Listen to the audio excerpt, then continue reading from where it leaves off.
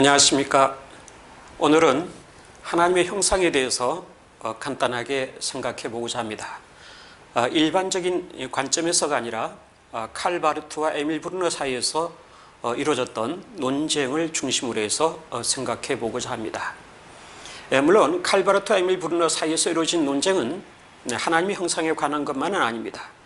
계시신학이냐 아니면 자연신학이냐 하는 그러한 광범위한 논쟁이라고 볼 수가 있습니다. 1934년에 에밀 브루너가 나투어 운트 그나데라고 하는 책을 펴냅니다.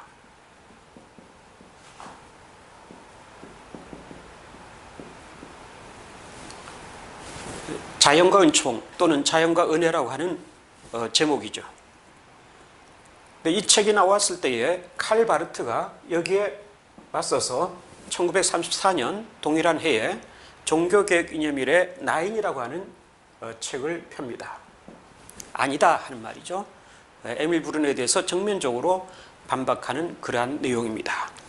이 책의 내용을 보게 되면은 특별히 브루너는 여기서 자연을 앞에다 둔 것처럼 자연을 통해서도 하나님을 인식할 수 있다고 하는 것을 강조하게 이릅니다. 바르트는 거기에 대해서 아니다 하고 부정하게 되는 것이죠. 이 내용을 전부 우리가 다룰 수는 없습니다. 오늘은 이 두 사람 사이의 논쟁 가운데서 하나님의 형상에 관한 것만을 잠깐 생각해 보기로 하겠습니다.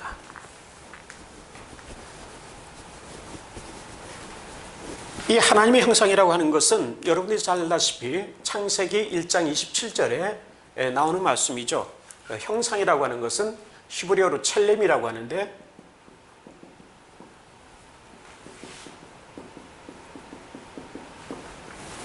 우리 인간을 창조하실 때에 하나님께서는 하나님의 형상을 따라서 창조하셨다 이렇게 말씀합니다. 그러면 이 형상이 라틴어로는 이마고인데 이 형상이 인간이 죄를 범한 이후에도 남아있을까 남아있지 않을까 하는 이 문제를 가지고 논쟁을 하게 되었다고 하는 것입니다. 먼저 결론부터 말씀을 드리면은 에밀 브루너는 이 하나님의 형상의 일부분이 남아있다고 보는 거죠. 그래서 그것이 하나님의 계시를 받아들일 수 있는 능력이 될 수 있다고 보는 겁니다. 그러니까 하나님의 형상의 일부를 통하여서 하나님 인식이 가능하다는 거죠.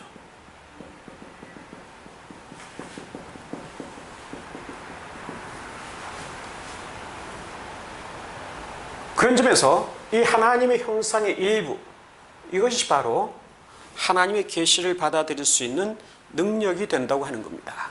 계시 능력이라고 표현할 수가 있습니다.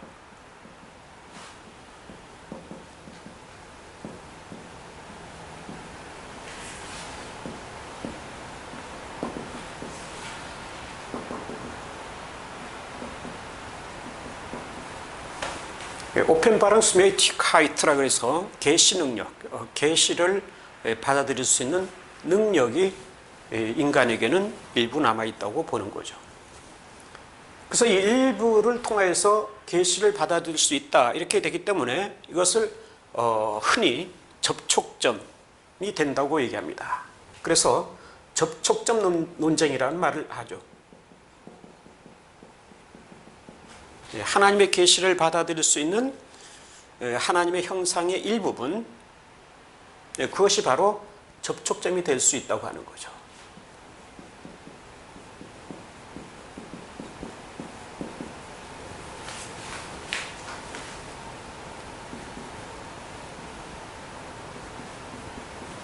앙쿠니 풍스풍구테네. 접촉점이라고 하는 것은 접점이라고도 번역할 수가 있습니다.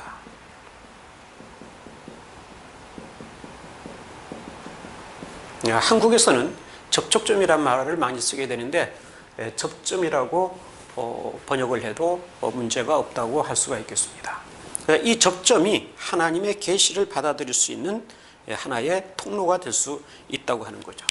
이러한 것을 주장하는 것이 에밀 브루너라고 할 수가 있습니다. 그러면 에밀 브루너의 사상부터 좀 더 구체적으로 생각해 보기로 하겠습니다.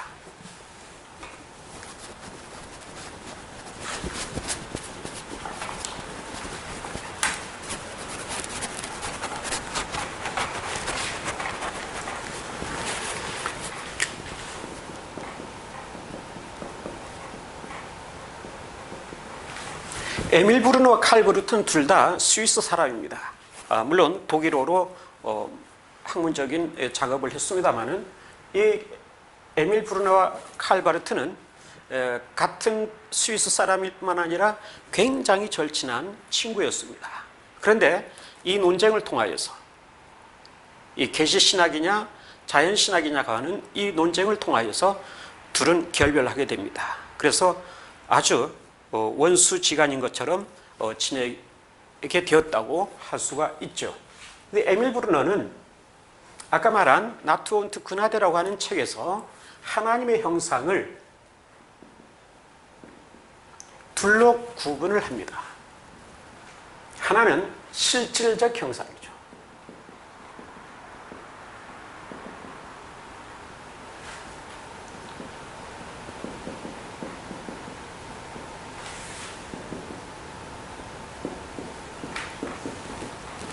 또 하나는 형식적 형상입니다.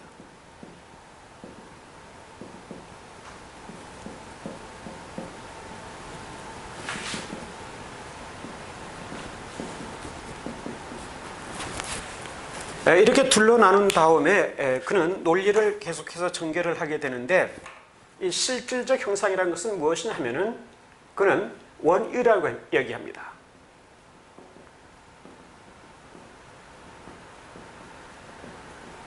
원리 또는 원초적 의라고도 할 수가 있죠.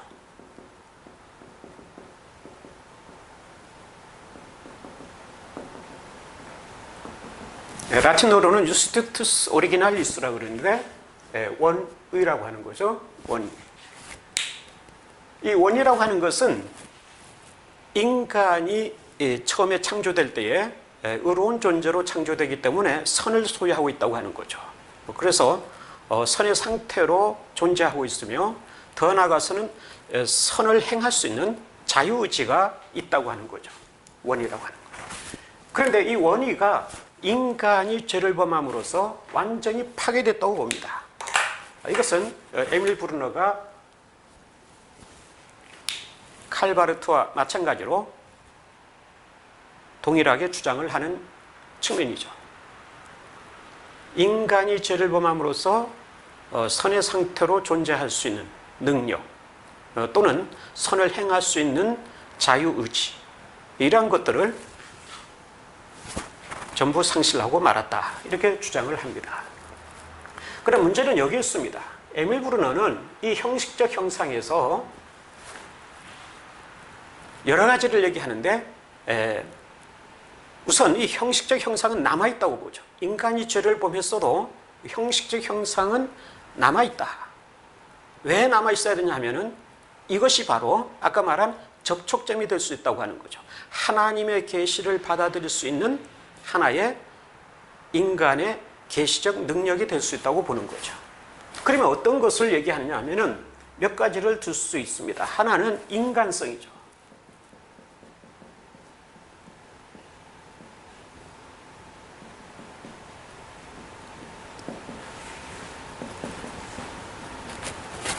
이것은 라틴어로는 휴마니타스라고 그러는데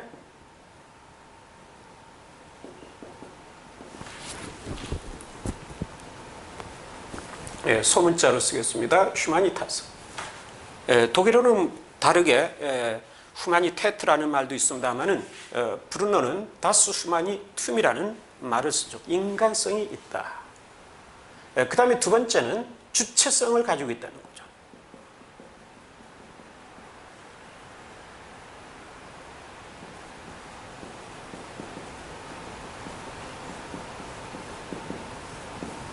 주체라는 사실이죠. 주체로서 존재하고 있다는 이 사실, 이것이 인간에게 있다고 하는 것입니다.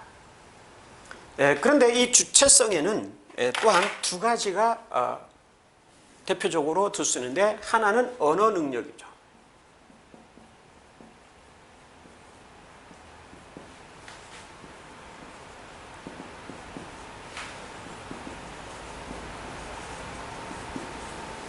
또 하나는 응답 책임성이라고 하죠.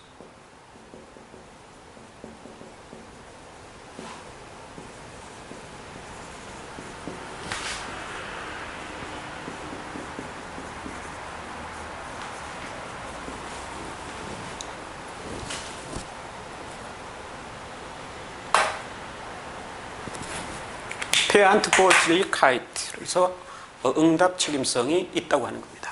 여기서 좀 더 설명을 드린다면은 먼저 인간성이라고 하는 것은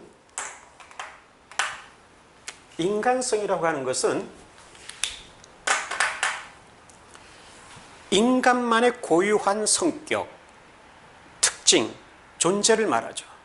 다시 말하면은 동물과 구별될 수 있는, 아니면 어떤 목재와 구별될 수 있는 그러한 고유성을 말하는 거죠.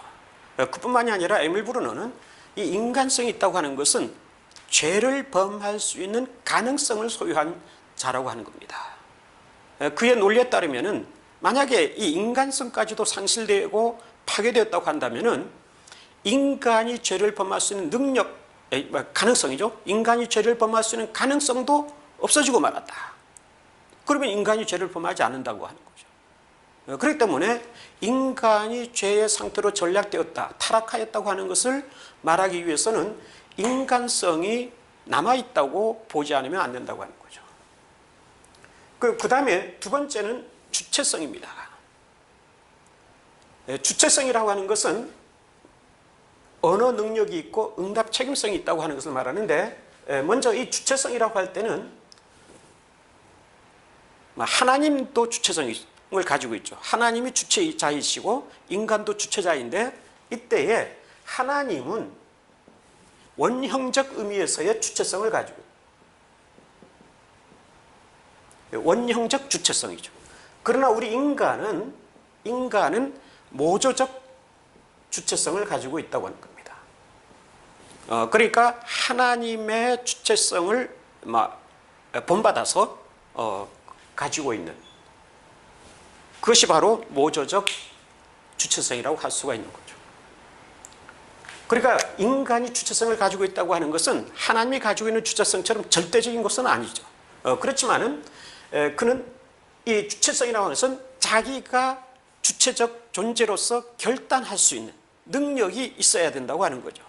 그러면 어떤 능력이냐? 이것을 말하죠. 언어 능력이 있어야 된다. 언어 능력이라고 하는 것은 가장 근본적 의미에서는 하나님의 말씀을 받아들일 수 있는 능력을 말합니다. 그리고 좀 더 확대해서 해석한다면은 다른 사람에게 이 하나님의 말씀을 전할 수 있는 능력도 포함이 되는 거죠. 이것이 바로 언어 능력입니다. 그래, 브루너에 따르면은 만약에 이 인간이 죄를 범해서 인간에게 언어 능력도 없다고 한다면은 하나님의 말씀을 받아들일 수 있는 능력도 없어지고, 더 나아가서 다른 사람에게 말씀을 전할 수 있는 능력도 없다면은 어떻게 하나님의 말씀을 들을 수 있고 전할 수 있느냐? 그리고 그 말씀을 통해서 하나님을 믿을 수 있느냐? 이러한 의구심을 갖게 되는 거죠. 따라서 언어 능력은 남아있다고 하지 않으면 안 된다고 하는 겁니다. 그리고 더 나아가서는 응답 책임성이 있다고 하는 거죠. 이 말씀이 전해졌을 때에 그 말씀에 대해서 받아들이는 책임이죠. 만약에 받아들이지 않았다면 받아들이지 않은 데 대한 책임을 또한 인간 스스로가 져야 한다고 하는 것입니다. 역시 마찬가지로 브루너는 이 응답 책임성이 없다고 한다면 인간이 말씀을 받아들이지 않은 데 대한 책임, 이 책임을 질 수 없다고 하는 거죠. 질 필요가 없다고 하는 거죠. 그런 점에서 인간은 주체성을 가지고 있는데 그것은 언어 능력과 응답 책임성이라고 이렇게 크게 두 가지로 대표해서 얘기할 수 있다고 얘기를 하는 겁니다. 물론 이외에도 많이 얘기합니다만은 여기서는 시간 관계상 두 가지만을 제가 들고 있는 것입니다. 자, 이러한 논리를 통하여서 브루너는 이것이 바로 아까 처음에 말한 이것이 바로 계시 능력이라고 하는 거죠. 이 계시 능력이라고 하는 것은 하나님의 계시를 받아들일 수 있는 능력이라고 하는 거죠. 다시 말하면 접촉점이라는 거죠. 이것을 통하여서 하나님의 계시가 주어지게 되고 인간은 이 능력을 통하여서 하나님의 계시를 받아들이고 더 나아가서 하나님을 인식할 수 있고 더 나아가서는 신앙에 이룰 수 있다. 이렇게 주장을 하게 되는 것입니다. 자, 이러한 주장의 근거로 들 수 있는 것이 그는 로마서 1장 19절과 20절을 듭니다. 이것은 지우겠습니다.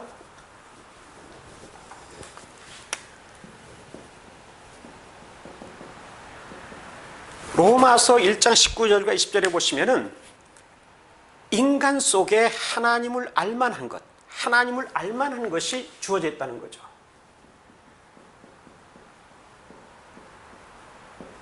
이 하나님을 알만한 것이 무엇이냐 그러면은 그는 하나님의 위엄 또는 지혜 또는 영 이런 것들을 얘기합니다. 이런 것들이 인간 속에 주어져 있기 때문에 이것을 통해서 하나님을 알 수 있다고 보는 거죠.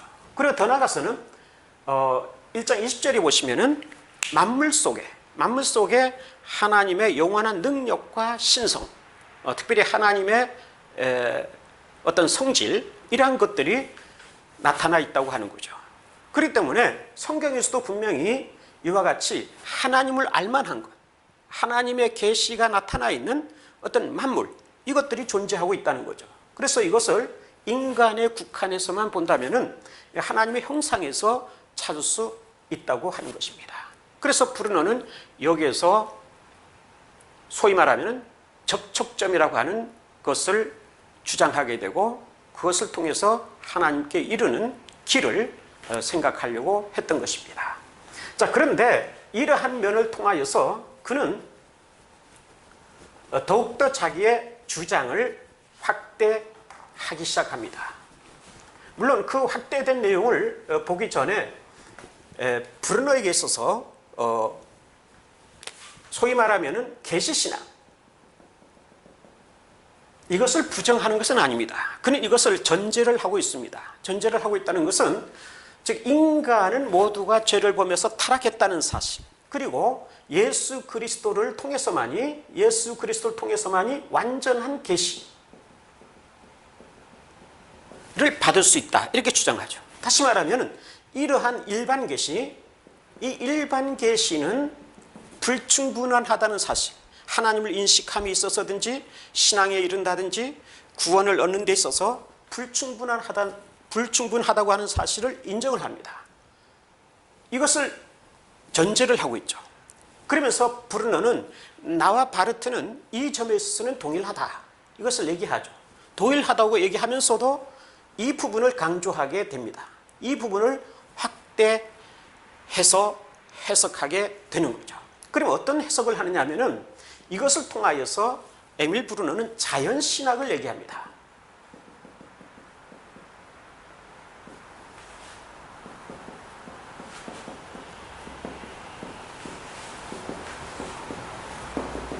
라틴어로 테올로기아 나투랄리스라고 그러는데 자연신학을 주장하게 되죠. 자연신학이라고 하는 것은 바로 이거죠.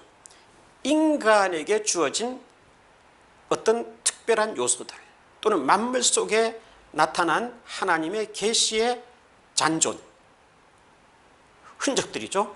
어떤 각인된 것들, 이런 것들을 통해서 하나님을 알 수 있다. 이렇게 주장하게 되는 거죠. 그래서 이 인간성 가운데서 그는 특히 이성을 또 강조하게 됩니다. 이성. 그러면 이성을 통해서도 신앙에 이룰 수 있다고 주장하게 되는 거죠. 그래서 그의 이론에 의하면은 신앙이라고 하는 것은 반드시 이성을 동반하고 있어야 된다고 주장합니다. 즉 이성이 전혀 없는 신앙이라는 것은 있을 수 없다는 거죠. 왜? 인간이 주체적 결단을 해야 되는 부분이기 때문에 인간의 이성의 능력을 통하여서도 결단을 하지 않으면 안 된다는 거죠. 그래 이성이 없는 신앙은 있을 수 없다 이렇게 주장합니다. 근데 이것이 나중에 가서는 말이 또 바뀝니다.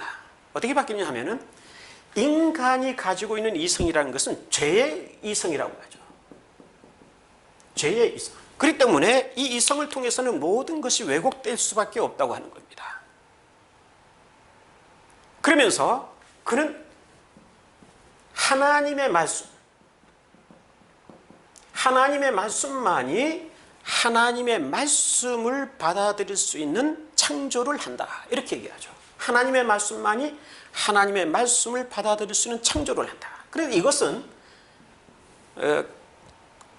먼저 말씀을 드리면 바르트의 주장과 일치하는 내용입니다.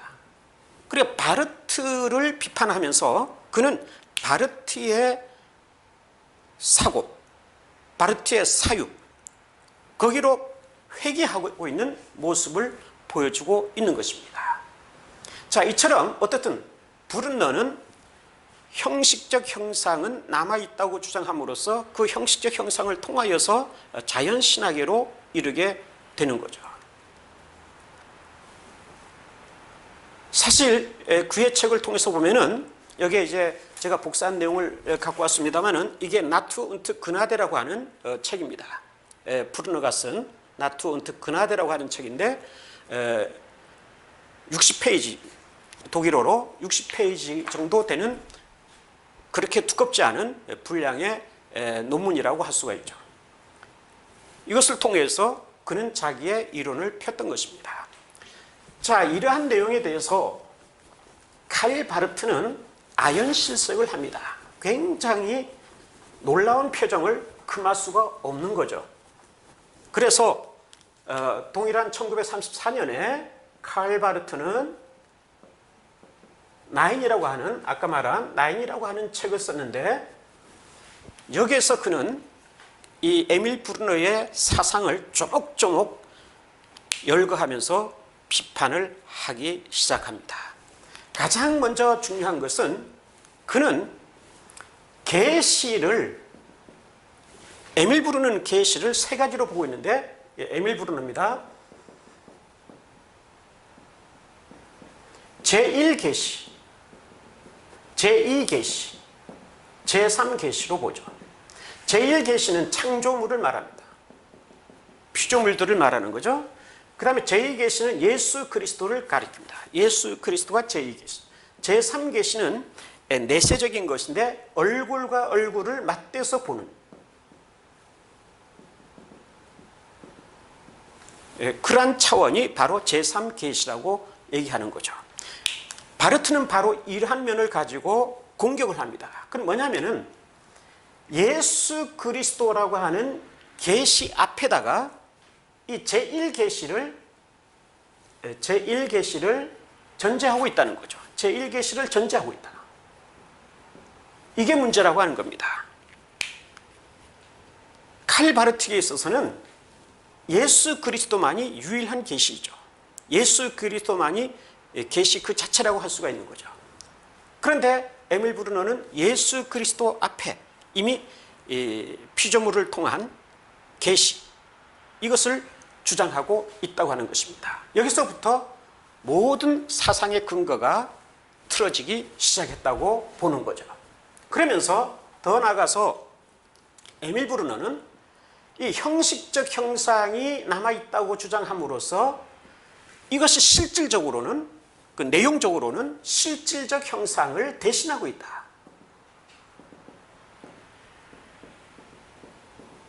이렇게 강조를 합니다. 그러니까 실질적 형상은 파괴됐다고 얘기했지만은 그 실질적 형상의 자리에다가 형식적 형상이라는 것을 갖다 놓고 그것을 절대시하고 그것을 확장하고 또 그것을 통하여서 오히려 하나님 인식이든지 하나님 신앙이든지 이러한 점으로 나아가려고 하는 그러한 논조를 보이고 있다고 하는 거죠. 그러면 왜 이와 같이 에밀 브루너가 이러한 형식적 형상, 여기에 주안점을 두고 여기에 관심을 가지고 더 나아가서는 이것을 통하여서 자연신학까지 주장하고 있는가 하는 것을 그는 성경적 근거에서 로마서 1장 21절 이하에서 찾습니다. 아까 에밀 브루너는 로마서 1장 19절과 20절을 얘기했는데 칼 바르트에 따르면은 인간은 모두가 죄인이라는 거죠. 타락했다는 거죠. 그러면 로마서 1장 21절 이하를 읽어보게 되면은 거기에는 사람들이 하나님을 알기는 알지만, 즉 인간 속에 주어져 있는 그 하나님을 알만한 것, 더 나아가서는 만물 속에 있는 하나님의 영원한 능력이든지 신성을 통해서 인간들이 하나님을 알지만은 하나님을 영화롭게 하지도 않고 오히려 감사하지도 않는다는 겁니다. 그 이유가 뭐냐면은 죄를 범했기 때문이에요. 타락했기 때문이라는 거죠. 그뿐만이 아니라 좀 더 읽어보게 되면은 썩어지지 아니하는 하나님의 영광을 썩어질 인간과 새와 짐승과 기어다니는 동물의 모습의 우상으로 바꾸고 말았다. 이렇게 얘기하죠. 그러니까 인간의 전적인 타락상, 전적인 죄의 상황, 이것을 적나라하게 보여주고 있다고 하는 것입니다. 그러니까 제 설명을 좀 더 포함해서 말씀을 드린다면은 바르트는 브루노에게 마치 이렇게 얘기하는 겁니다. 너는 성경을 좀 제대로 읽어라. 한 부분 19절과 20절이라고 하는 그 일부분만 읽지 말고 성경 전체를 통틀어서 문맥 가운데서 성경을 제대로 보도록 하라. 이렇게 얘기하는 것과 다를 바가 없다고 할 수 있습니다. 이러면서 칼 바르트는 계시라고 하는 것은 오직 유일한 것을 얘기하는 거죠. 유일한 것인데 그것은 나중에 좀 더 설명을 드리겠습니다만은 유일한 것인데 자연신학에 있어서는 무엇과 무엇이라고 하는 이렇게 결부시키는 점이 나타난다고 하는 거죠. A와 B. 예를 들면은 신앙과 이성, 신학과 철학, 또는 자연과 계시, 계시와 자연이라고 하죠. 이와 같이 둘을 엮으려고 하는 그러한 특징이 이 브루노에게서는 나타난다고 하는 것입니다. 이것을 칼 바르트는 굉장히 호되게 비판하고 있는 겁니다. 이것이 있어서는 안 된다는 거죠.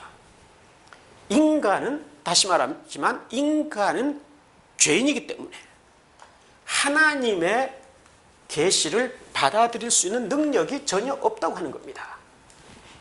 인간 내부에 존재하는 어떤 요소와 하나님의 계시를 결부시킬 수 없다고 하는 거죠. 이러한 것은 사실 칼뱅의 사상에서 온 거라고 할 수가 있습니다. 칼뱅은 유한은 무한을 받아들일 수 없다, 수용할 수 없다, 이런 말을 하죠.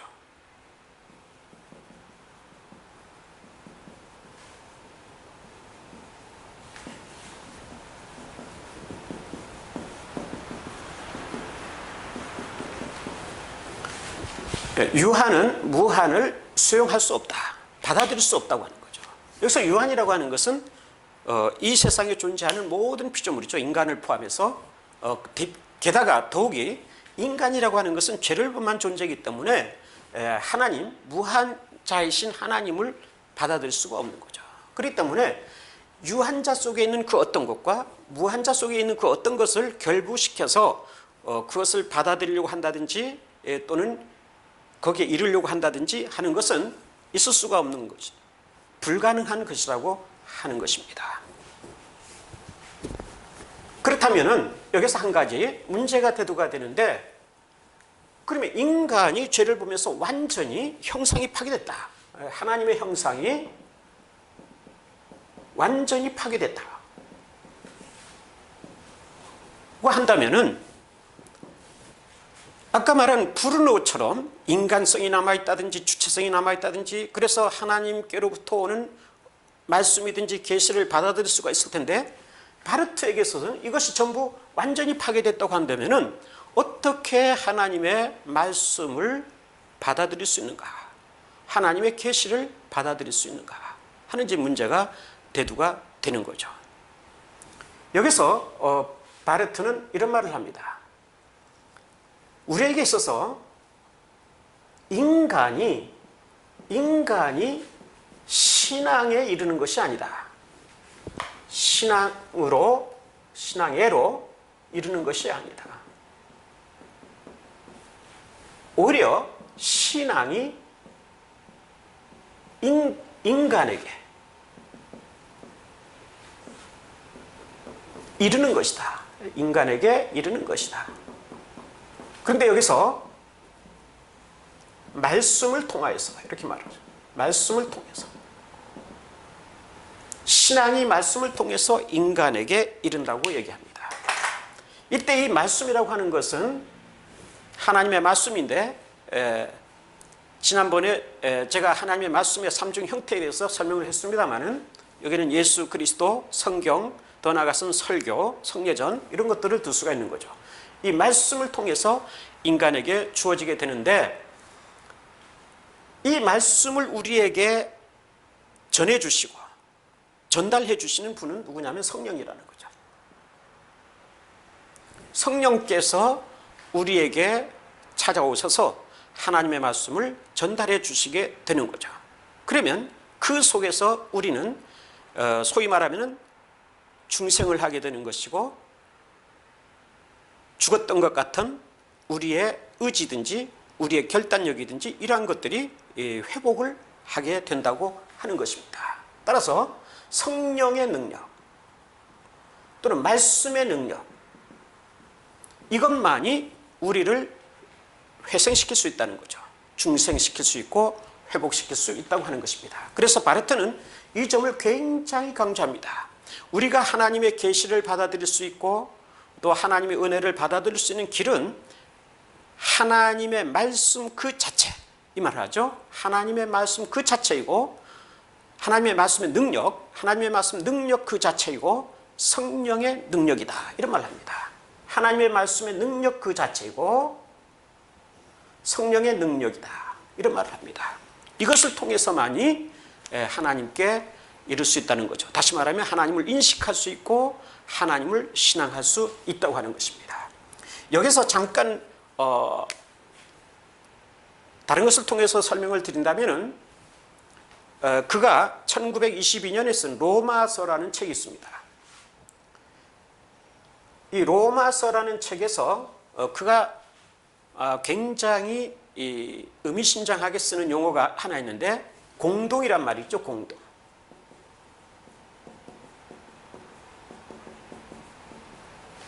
빈굴이란 말, 빈굴. 독일어는 홀라움이라고 그러는데 이 말을 아주 의미심장하게 씁니다. 이것은 무엇이냐면은 죄를 범한 인간의 내면 세계, 인간에게는 아무것도 없다는 거죠. 빈굴과 같다는 겁니다. 그렇기 때문에 그 누구도 하나님께 이룰 수 있는 능력이 없다는 거죠. 하나님을 인식할 수 있는 능력도 없고 하나님을 의지할 수 있는 능력도 없고 하나님께 접근할 수 있는 능력도 없고 하나님을 신앙할 수 있는 능력도 없다는 겁니다. 빈굴이죠, 빈굴.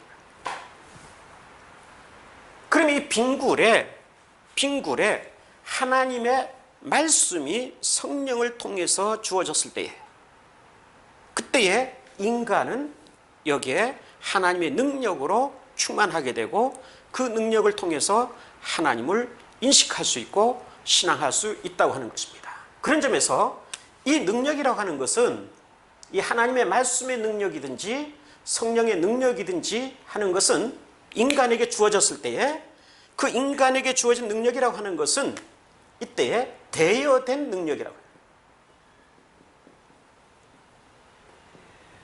즉 하나님께로부터 대여된 능력이라고 하는 거죠.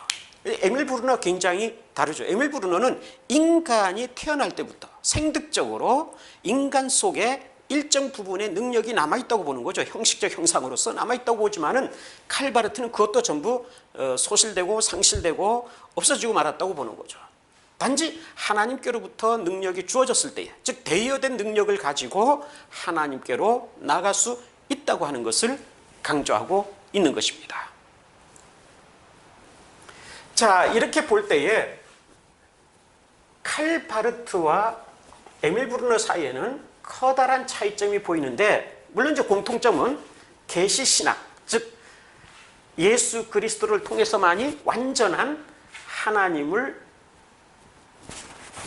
인식할 수 있고 신앙에 이를 수 있다고 하는 점은 공통된 부분이라고 할 수가 있죠. 그렇지만은 이 자연신학적인 측면을 강조하느냐 계시신학을 강조하느냐, 이 점에 있어서 커다란 차이를 보이게 되는데, 물론 이 책에서는 특히 바르트가 쓴 이 나인이라고 하는 책이죠. 나인, 바르타스 9이라고 하는 이 책에서는 칼 바르트는 자연신학을 전적으로 부정합니다. 오직 계시신학 그것만을 강조하죠. 다시 말하면은 예수 그리스도와 성경과 설교 이러한 하나님의 말씀을 통해서만이 하나님을 인식할 수 있고 신앙할 수 있다고 하는 점을 강조하기에 이르죠. 그러나 우리가 오해하는 부분이 하나 있는데 그게 무엇이냐면 칼 바르트는 일반 계시를 완전히 부정하고 특별 계시 그것만을 강조했다 이렇게 얘기하는 사람들이 종종 있습니다. 그러나 이것은 커다란 오해라고 할 수가 있습니다. 왜냐하면 그가 노년에 쓴 하나님의 인간성이라고 하는 책이 있는데 그 내용을 보면은 거기에서는 이러한 자연 계시의 가능성을 굉장히 서술하고 있는 것을 볼 수가 있습니다. 그뿐만이 아니라 제가 유학생 시절에 도서관에서 바르트의 최후 인터뷰 그것이 담긴 비디오를 빌려서 본 적이 있는데 거기에 보시면은 칼 바르트가 분명히 이런 말을 합니다. 하나님의 계시는 성경을 통해서만이 아니라 창조물을 통해서도 나타난다 이런 말을 하죠. 그러니까 이 1930년대에 주장했던 내용과 좀 다른, 다시 말하면 일반 계시도 인정하는 그러한 내용이 인터뷰 속에서 나타납니다. 그래서 그 사회자가 질문을 하죠. 그럼 왜 1930년대 때에 이 특별 계시만을 강조했습니까? 묻죠. 이때 칼 바르트는 히틀러, 그 당시에 1930년대는 히틀러가 굉장히 위세를 펼칠 때죠. 이 히틀러는 메시아적 존재, 이 계시적 차원에서 본다면은 특별 계신 예수 그리스도 외에 또 다른 계시로서 받아들일 수 있는 인물이라고 할 수가 있는 거죠. 그래서 그 당시에 거의 대부분의 독일 그리스도인들이 히틀러를 마치 메시아인 것처럼 추종하는 그러한 경향을 보였던 것입니다. 그러한 때에 칼 바르트는 히틀러는 메시아가 아니라는 거죠. 메시아가 아니다. 그리고 계시 외의 계시가 아니라는 거죠. 계시, 즉 예수 그리스도라는 특별 계시 외에 다른 계시가 아니라는 겁니다. 다른 계시가 아니라는 거죠. 그래서 히틀러를 부정하죠. 잘 알다시피 이 바르트는 히틀러에게 투쟁하고 반항을 했기 때문에 그는 독일에서 추방을 당하죠. 자기의 나라 스위스로 돌아가서 바젤에서 나중에 은퇴할 때까지, 물론 은퇴한 이후에도 계속 거기서 교수 생활을 했습니다마는 거기서 노년을 보내게 됩니다. 자, 이러한 시대적 배경이 있기 때문에 칼 바르트는 이 에밀 브루너와 논쟁을 할 당시에는 일반 계시를 인정할 수가 없었던 겁니다. 일반 계시를 인정하게 되면은 히틀러라는 존재를 인정할 수밖에 없는 그러한 시대적 아픔이 없지 않아 있었던 거죠. 그래서 칼 바르트는 일반 계시를 완전히 부정하고 오직 특별 계신 예수 그리스도만이 우리의 유일한 희망이고 우리의 삶의 근거라고 하는 것을 강조하게 됩니다. 그래서 시대가 바뀌어서 1960년대가 돼서 그가 최후의 인터뷰를 할 때는 성경 외에 예수 그리스도 외에도 하나님의 계시는 나타난다 이것을 주장하죠. 물론 그러나 그의 사상이 브루노처럼 일반 계시를 통해서도 하나님을 인식할 수 있다든지 하나님을 신앙할 수 있다든지 그런 것을 얘기하는 것은 아니죠. 결국 여기서 우리가 두 사람의 사상을 종합해서 본다면은 이것입니다. 가장 중요한 것은 가장 근본적인 것은 특별 계신 예수 그리스도를 통해서 더 나아가서는 성경을 통해서만이 하나님의 계시를 받아들일 수 있는 거죠. 이것은 성령의 능력을 통해서 하나님의 말씀의 능력을 통해서 우리가 하나님의 말씀을 받아들일 수 있게 되는 것이고 즉 하나님의 말씀의 능력을 통해서 우리 안에 하나님의 말씀이 창조가 되는 거죠. 그래서 하나님을 인식할 수 있게 되고 하나님을 신앙할 수 있는 길이 열리게 되는 것입니다. 이처럼 특별 계시를 통해서 하나님을 신앙하는 사람에게 있어서만이 이 일반 계시도 유효성이 있는 것이고 그 일반 계시를 통해서도 하나님을 인식하는 데 있어서 도움을 받을 수 있다고 할 수가 있는 것입니다. 더 나아가서는 우리의 신앙에 있어서도 더욱더 보탬이 될 수 있고 보조적 역할을 해줄 수 있다고 할 수가 있는 것이죠. 그런 점에서는 칼 바르트와 에밀 브루너 사이에서는 차이점이 없다고 할 수가 있습니다. 단지 에밀 브루너는 너무나도 형식적 형상을 강조하면서 그것을 통하여서 자연신학을 강조했기 때문에 문제가 되었다고 할 수가 있습니다. 사실 이 자연신학을 주장한다고 하는 것은 커다란 문제일지 않을 수가 없습니다. 칼 바르트도 그런 말을 하죠. 자연신학이라고 하는 것은 인간에게 내재되어 있는, 즉 인간성이든지 언어 능력이든지 또는 이성의 능력이든지 이러한 것을 통해서 하나님을 인식하려고 하고 하나님을 신앙하려고 하는 것이라고 하는 거죠. 그런 점에서는 이건 잘못된 거죠. 즉 우리가 신학을 한다고 할 때도 마찬가지입니다. 신학의 출발점이라고 하는 것은 우리 이성이나 우리의 본성이나 우리 어떤 내면 세계에 있는 다른 능력이 아니라고 하는 거죠. 신학의 출발점은 철저하게 하나님의 계시에 있는 겁니다. 그런 점에서 계시 신학만이 유일한 것이고 계시 신학만이 올바른 것이고 계시 신학만이 우리에게 있어서 추구되어야 될 신학이라고 할 수가 있는 것입니다. 자연신학이라고 하는 것은 사실은 성립될 수 없는 거죠. 단지 좀 더 부연해서 말을 한다면 계시 신학을 통해서 신학을 하는 사람에게 있어서 자연신학이 아니라 자연 만물을 통해서든지 아니면 인간의 내부 속에 존재하는 그 어떤 능력을 통해서도 보조를 받을 수 있고 도움을 받을 수 있다고 하는 거죠. 이러한 측면을 우리가 놓쳐서는 아니 된다고 생각을 합니다.